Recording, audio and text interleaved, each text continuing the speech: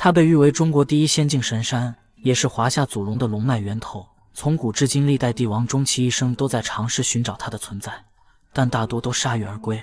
它被古人稱之為萬山之祖地，更是《山海經》等神話傳說的起源之處。傳說中的天界就深藏於其中。這座神山連接着仙境與人間，數千年來始終籠罩着層層迷霧。那離奇詭異的地獄之門更是讓人心生恐懼。這便是昆崙山。到了如今，人們通常稱其為昆崙山脈，亦或是昆崙虛和昆崙丘，位處於新疆和青海以及西藏的交界處。整個山脈東西縱橫2500公里，最高海拔超過了6800米，約等於4座泰山的高度。那麼問題就來了，為什麼說昆崙山是華夏第一神山呢？論高度，它比不上珠穆朗瑪峰；論名氣，比不上中原五岳。但實際上，華夏大地自古以來評判聖地的標準都很刁鑽。正所謂山不在高有仙則名，水不在深有龍則靈。昆崙山之所以稱之為神山，就是因為有眾多神話的加持。傳說昆崙山的頂峰是黃帝的都城，上接天庭，下承人間，西王母的瑤池聖地。但可惜的是，我們如今認知的神山卻不是傳說中的昆崙山，因為從西漢開始就有追求長生的帝王派人尋覓昆崙山的蹤跡。這裡莫言稍微提醒一下，那個時期的帝王單純的是為了長生，而不是尋找龍脈。因為龍脈這一說法是西晉時期的風水祖師爺郭璞提出的，直到唐代的帝王們才將昆崙山與龍脈聯繫到了一起。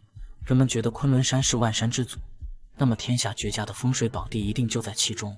自此以後，歷代帝王都在竭力尋找昆崙仙境，但他們只知道昆崙山大概位於西北方向，可具體的位置卻不清楚。於是就把《山海經》中的4個字當作唯一標準，那便是何處昆崙。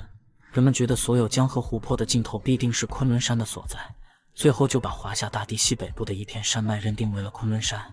所以在某種意義上，我們從未找到過傳說中的昆崙仙境。而本以為到了近代，昆崙山身上的隱秘已被揭開，可沒想到山中的詭異離奇之事從未間斷過。時間到了1983年，新疆地質局的科學家就曾深入昆崙之內，結果遇到了怪事，那便是大名鼎鼎的地獄之門事件。地獄之門的位置處於奈伦格勒峽谷，之所以稱之為地獄之門，可不是營銷號寫出來的，而是當地人對這片區域的稱呼。因為數百年的時间裡，人們發現只要進入峽谷，定然必死無疑。難道說峽谷中真的存在無法解釋的邪物嗎？亦或是那裡才是連接昆崙仙境的地方？失蹤的人只是飞升了嗎？1983年，当地發生了馬群丟失事件。牧民得知之後，一路追到了峽谷之外，而為了挽回損失，他選擇進入到了地獄之門。幾天後，新疆地質局的科學家也進入了峽谷之內，一方面是对此處進行科学考察，另一方面順手救回失蹤的牧民。奈伦格勒峡谷之內最明顯的便是天气多变以及大霧天氣。考察队剛一進入便迷失了方向，直到2天之後才根據腳印找到了马群。不幸的是，牧民已經身亡，他躺在马群不遠處的地上，渾身焦黑，衣服破爛不堪，雙手還拿着一把獵槍。無奈之下，考察隊決定次日返程。可此時峽谷內的天氣再次骤變，前一秒還風平浪靜，下一秒便烏雲驟起，暴風雨來襲。還沒等眾人反應過來，遠處準備做飯的廚師應聲倒地。眾人趕過去之後，發現廚師和牧民的症狀一樣，全身發黑且昏迷不醒。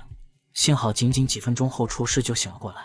他說到，剛才自己正準備做飯，突然感覺手中的鐵勺有些麻手，然後頭頂就響起了雷聲，隨後眼前一片漆黑，沒有了知覺。最後考察隊也漸漸知道了原因，並寫出了報告。這份報告直到如今也能在網上查到，文中对于地獄之門做出了詳細的解釋。說到奈倫格勒峽谷形成於2億年前的三疊紀，主要成分是有着強磁性的玄武岩，再加上地獄峽谷內天氣骤變，所以導致了雷電暴雨，天氣非常多。而牧民手上的獵槍以及廚師手上的鐵勺無意中成為了一個引雷針。這一現象導致了數千年來昆崙神山中存在了這麼一個恐怖詭異的地獄之門。那麼對於1983年科學家的解釋你怎麼看呢？